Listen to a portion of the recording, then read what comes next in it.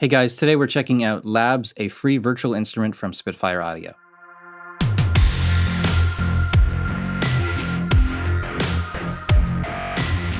So Labs is a sample player that comes from Spitfire Audio. They've been updating it regularly, like every month or so. On their website, they have a little demo video and example song and story about each of these sample sets. So pretty cool stuff. To install, you click on Get and you sign in, and then you go to the Spitfire app, which is this, and it guides you through the rest of the process. You need the Spitfire Audio app, which is free. You need a free account on Spitfire's website, and this does the download manager thing for you. So over in Reaper, I have a project template that I've made using several instances of the plugin, basically one instance of the plugin for each of the different libraries that they've put out. So we're looking at the drums preset here. At the top of the plugin, there is information about CPU load, disk usage, memory usage, how many voices, MIDI channel info, tuning, panning, volume control. In the middle on this blue bar, we have the presets selection.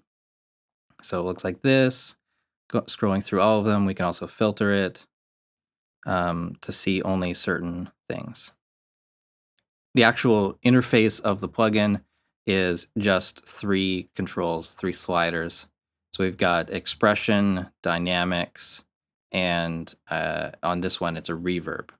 On some of the other ones, you click this button in the middle, and they'll have a list of other parameters.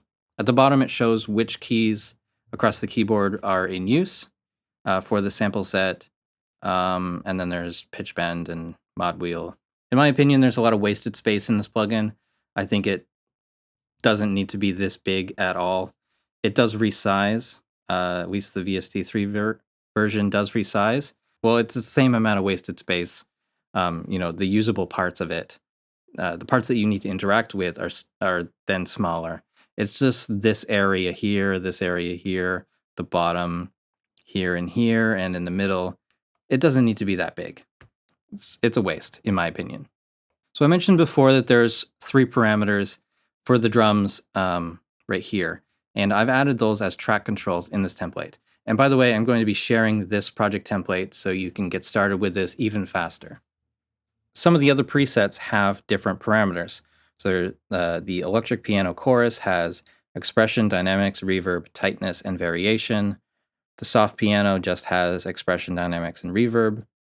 The strings are similar to the electric piano chorus. Some of the synth ones have even more controls like attack, decay, sustain, and release.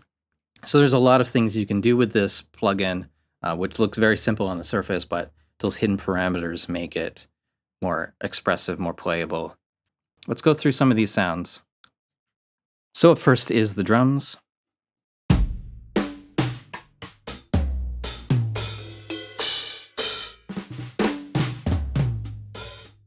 So it's a pretty good sounding drum kit. Definitely feels like a live, roomy kit. There's no control over the balance of the different kit pieces. I think it works well for like an indie rock kind of songwriting template. Here's the electric piano chorus.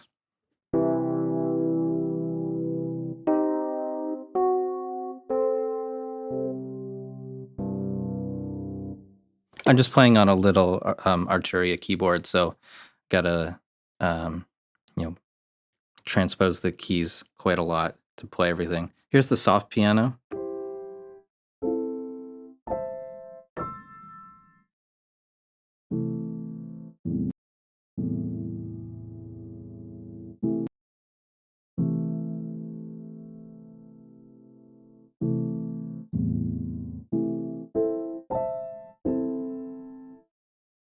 And we've got string ensemble.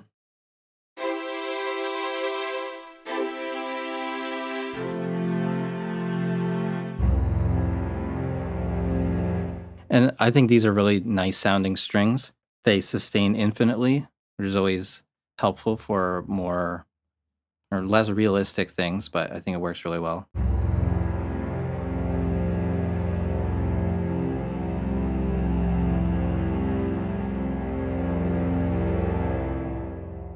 The reverb sounds pretty nice as well.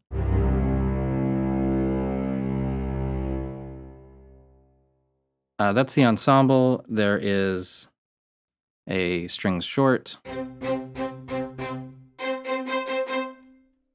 strings long, peel guitar is a Telecaster.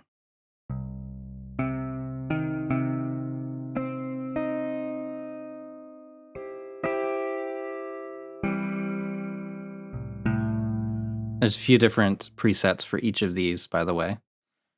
Up next is the charango, which is kind of a acoustic guitar sort of sound, but much different. It's like an acoustic guitar, but it sounds much different than an acoustic guitar.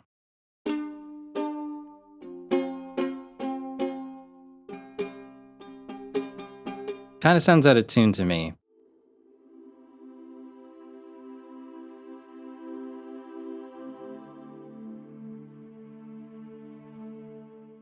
So a pretty nice sounding choir. There's synth pads.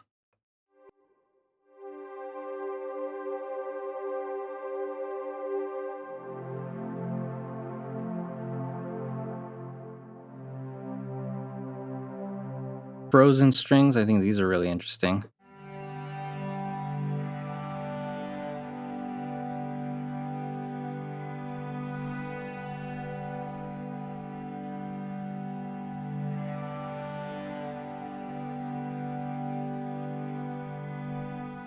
This one's called Harmonic Birdsong Cello.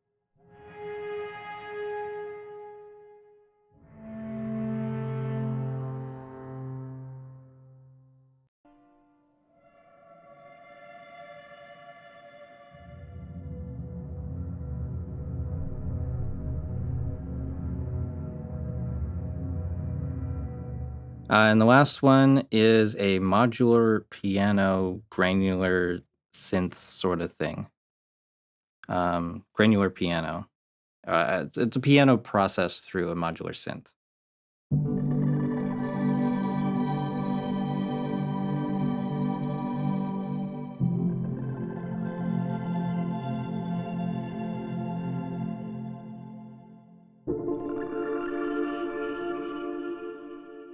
And for this one, there are 12 different presets.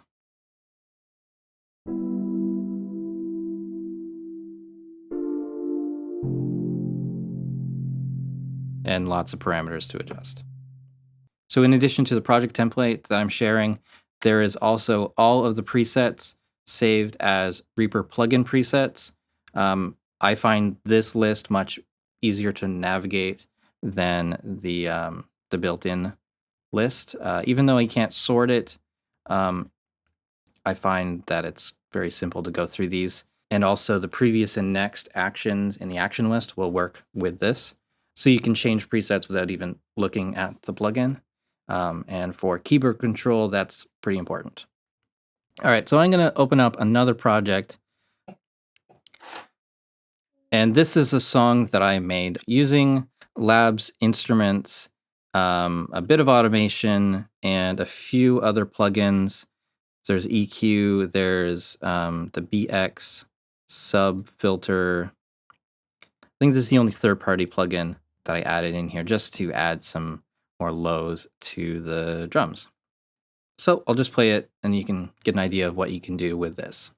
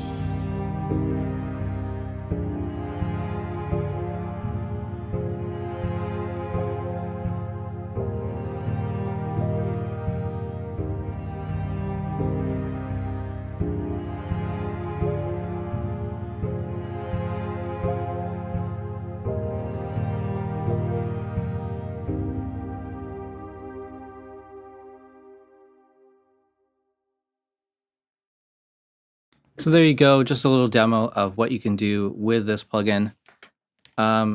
It's free. I think it's worth checking out. I think it sounds that you don't get in other free plugins, and they're constantly expanding it. So I think it's a good kind of platform to get into if you're just looking for some filler instruments. If you don't have a lot of virtual instruments, this is one of the better ones out there. As I said earlier, there's going to be a link in the description where you can download this project template as well as the preset file, which will save you some time using this plugin. So that's it for this video. Thank you so much for watching.